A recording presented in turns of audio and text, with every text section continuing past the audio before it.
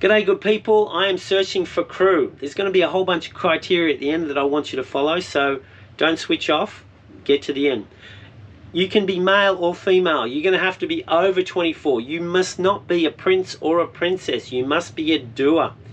And basically, you're going to have to come to Greece for an appreciable period of time. I'm not going to actually say the time, but it's going to be at least a month or two.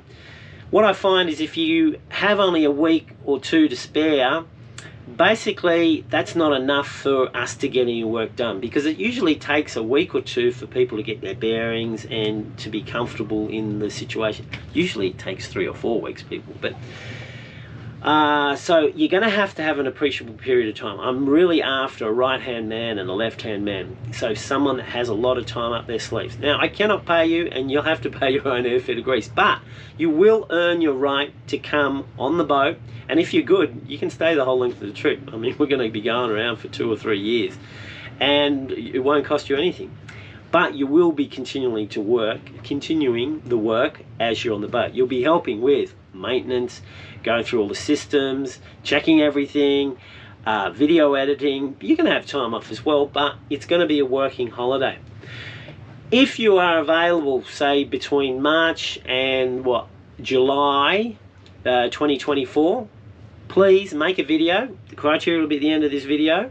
Follow that criteria, put it in, and we'll see what happens. We'll do an interview process. I might even show some of these videos on the internet and we can get other people to chime in. But it's males or females. You've got to be at least 24, I think. Unless, I mean, I don't like hard and fast rules, because there would be some exceptional people under the age of 24. You know, some people are pulling apart cars, you know, at 8 with their dad, and they built their own car at 12. If you are exceptional like that, I might look at a video from you or an application from you. But you're going to have to be special and not just think you're special.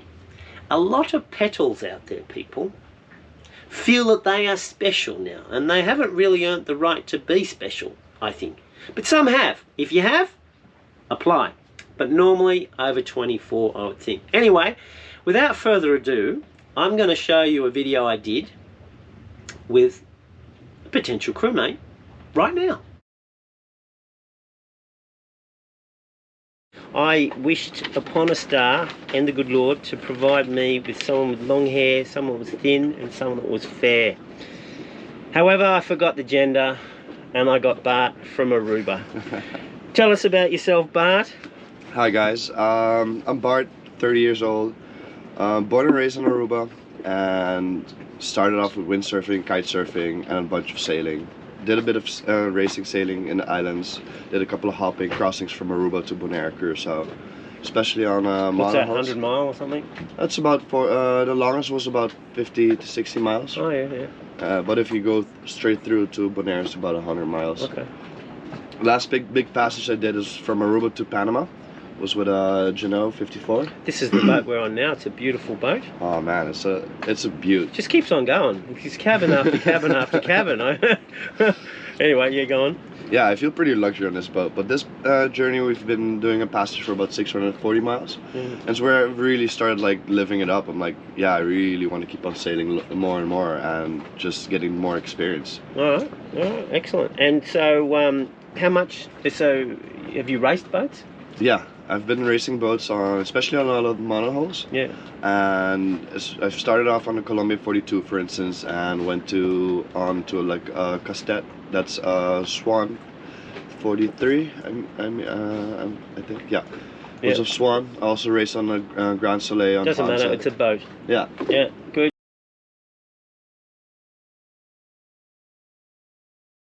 Do you have time off to do the journey? I actually quit my job in the Netherlands to move to the Caribbean to start sailing full time. Okay. So you got the time off. I got the time off. Right. And do you have time off? For example, the boat's going to be ready sometime in 2024, probably June-ish, June, July, or maybe May. Do you have time to come and visit me and maybe help me out doing fit out of the electrics, power systems, battery systems, all that? Yeah, I would love to actually. I can't pay much. I can pay in compliments and maybe a sandwich or two. Oh, that'll work. At least it won't fall over. But you'll have a place to stay, because I'm going to rent an apartment, hopefully close to the factory, or maybe there's a boat that we can stay at close to the factory.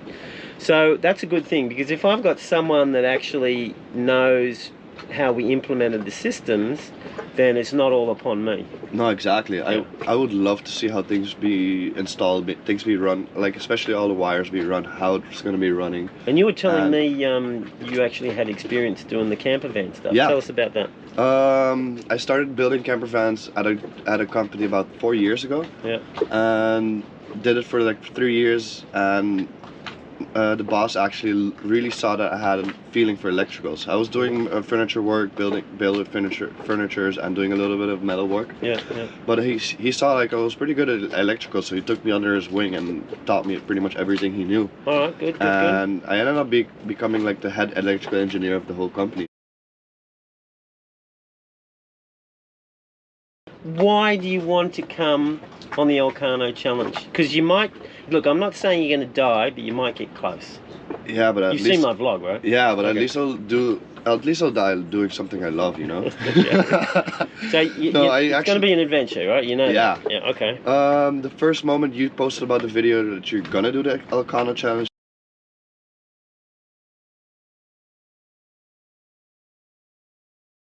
especially doing a challenge where the boat's going to be fully carbon neutral, having no carbon emissions on board, having no diesel generations, no diesel engines to propel the boat forward, having all these options to generate your own power, especially hydro generation and Yep. solar generation. It really intrigued me. It really spoke to me in a way like that. I want to join this challenge to show the world actually that's possible.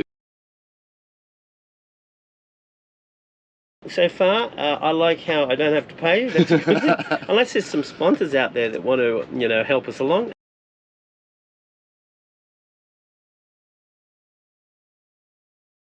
So let's say we're going to have 3 girls and 2 or 3 guys on the boat. What do you think we should have with sailing experience? Because there's going to be us 2, and we have a bit of experience. What about the girls? I think both of us can handle the boat for sure. Yeah. And in between, we'll have time to like at least explain the girls something or the guys something, and at least teach them how to sail, how to sail a boat properly, for instance, or how to sail a boat safely.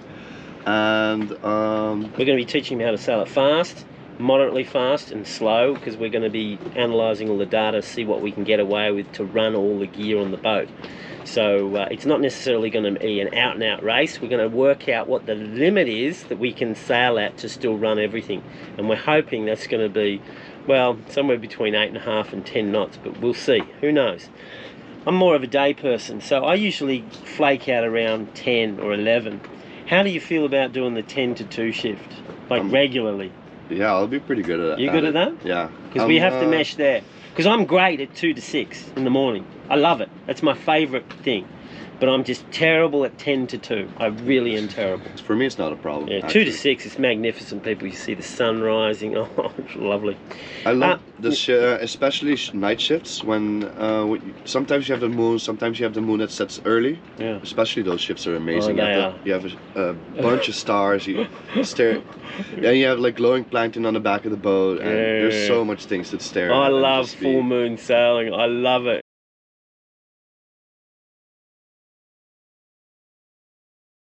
You seem like a laid-back person. Do you think you'd get flustered?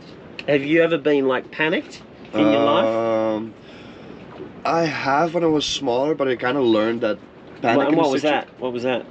It wasn't being on a lightweight catamaran trying to sail really fast. around the No, world, it doing was something actually like that. It was actually during surfing where I had a bunch of waves just pushing me down. I couldn't come up again. Oh yeah. And you almost start freaking out at the bottom on the floor, and the only thing you remember is, okay, don't freak out. Get the situation under control. You can be scared. Being scared is totally fine, Yeah, but that's right. freaking out or losing your mind at that moment, it could be deadly. Yeah. So Well, moments like that, you have to just sit yourself down and just start thinking. Well, you're already instead sitting yourself down. Well, you're on the ground. you're already down there, but Ugh. so in that moment, I just sat myself down, like, okay, oh yeah, I have my flotation device, my surfboard, and I ended up grabbing a surfboard, hugging that, and And you just popped up. popped Oh, up well, and- good. No, yeah. because we need, we need to be thinking always. I mean, Yeah, when shit hits the fan, you don't, yeah. you can't. So you're not fearless. People have fears, but I mean, you can always face your fears, right? Yeah. No, I don't want anyone fearless because, well, number one, they're not, and number two, they're liars. Exactly. Yeah. No, it's better to be fearful. Not fearful. It's better to have fears and just, deal Better with be it. honest about it. Yeah. I love people that are honest. Right. Like, don't bullshit me. Yeah, okay. Except for 10% of the videos, which is intentionally as a joke, people. We understand that. We do that on purpose, and hopefully everyone understands that. What are the worst conditions you've ever sailed in? I was on a J22 once. We went for a race in the Netherlands, and the race got cancelled because the winds were squalling from 40 to 50 knots. Ooh. And we were like a bunch of kids. We were like, okay, you know what? We're out here anyways. We got the boat out here. Might as well go for a sail. You might as well. I mean, it's good, reliable wind.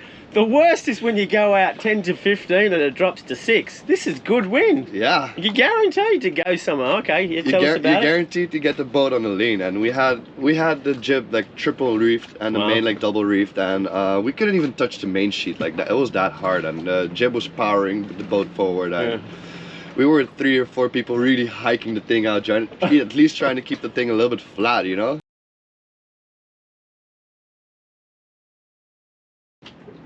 What are your options in a storm?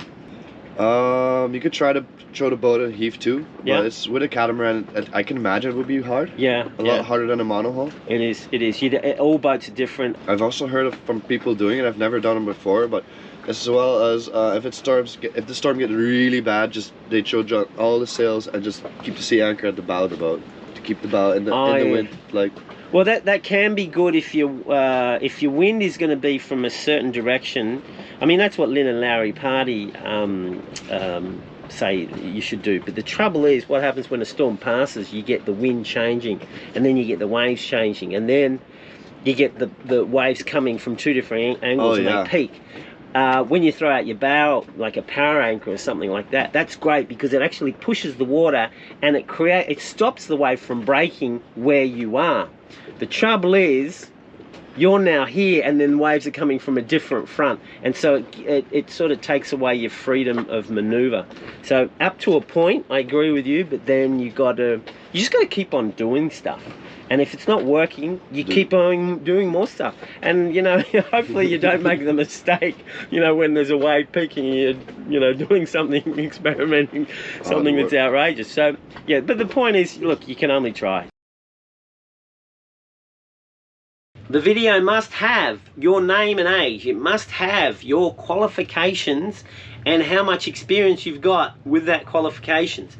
Sailing experience. How much catamaran experience? Did you race, or were you just sitting around drinking champagne on deck? We don't necessarily need people with sailing experience. We're going to have some that have sailing experience, but it's not absolutely mandatory. Provided you've got the brain to learn and you're willing to learn, that might be enough. So don't exclude yourself just on that.